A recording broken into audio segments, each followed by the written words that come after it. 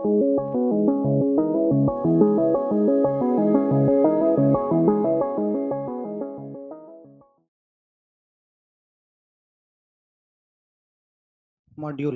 Okay, time module gives a little bit different output.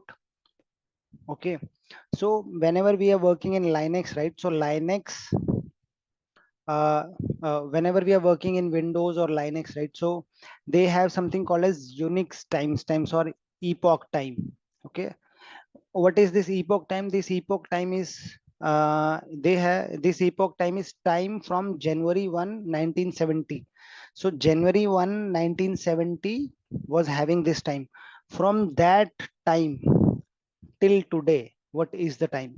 Okay, that is what Unix time, that is what epoch time is. In some cases, we might want to use this in some scenarios. Okay, not in all scenarios. So the time will be calculated from January 1, 1970, this time to today's time. Okay, how can I get this? Import time. Yeah, import time, and then I want to print Unix times or epoch time. So in this time function, there is another time function. In this time module, there is a function called as a time. So time.time is returning what? This big value. So in general terms, we are not understanding it, but this value will increase. If you see 721.99, if you see, earlier it was 721, now it is 750. So it will keep on increasing, because from January 1, 1970, this 00 time, right? Our time is increasing, right? Seconds are passing um, every time.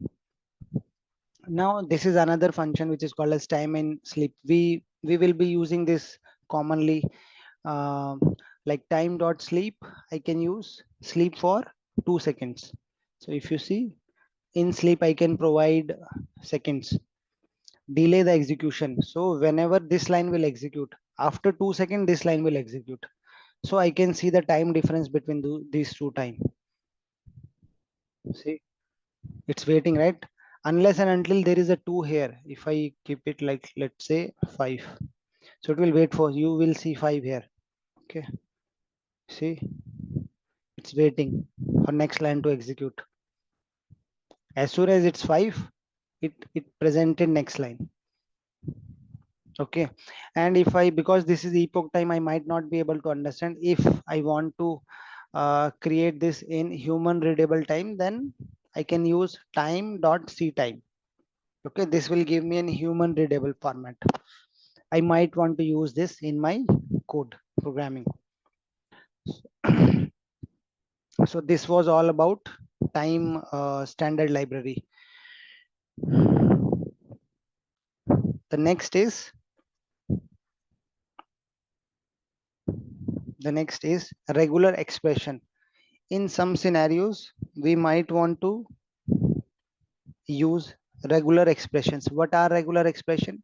Sometimes we want to filter out, let's say in a given text, I want to filter only the digits. Sometimes I want to filter only capital letters, only maybe small letters, only maybe certain quotations.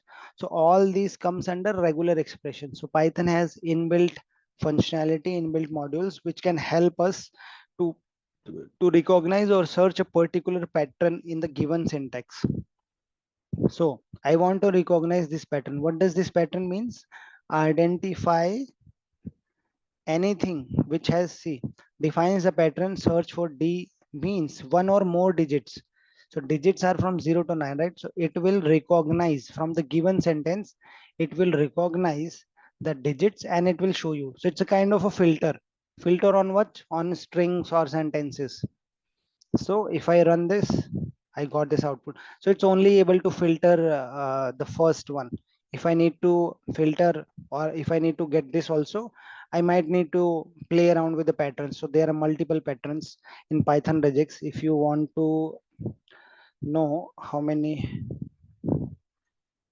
Python regex patterns, so go to this website.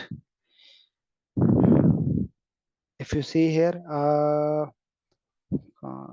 okay, yeah, based on these characters, okay, these characters, I can design something which will filter something for me.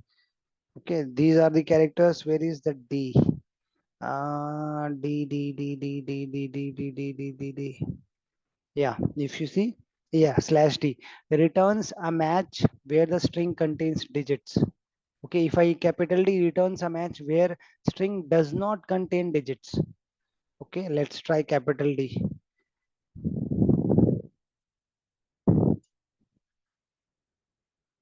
See, I got only there are. I didn't got the digits. If I use small d, I'm getting the digits. So based on this explanation, I can design a regex for my use case, and I can use this inbuilt regular expression. So at the end, we understood multiple regular expressions, multiple modules which are readily available in Python. We do not have to use pip install for them. We can directly use them. We do not have to design these functionalities. These are by default, and many more functionalities are by default provided by Python. Okay, in case there is a functionality, we have to use it or import it externally, then we will have to use pip as an installer, which will help us install external dependencies or modules or package or libraries. Okay. Hey everyone, hope you enjoyed our session at LWP Labs. For more videos like this, you can subscribe to our channel and contact the number for live classes. The future is now with AI.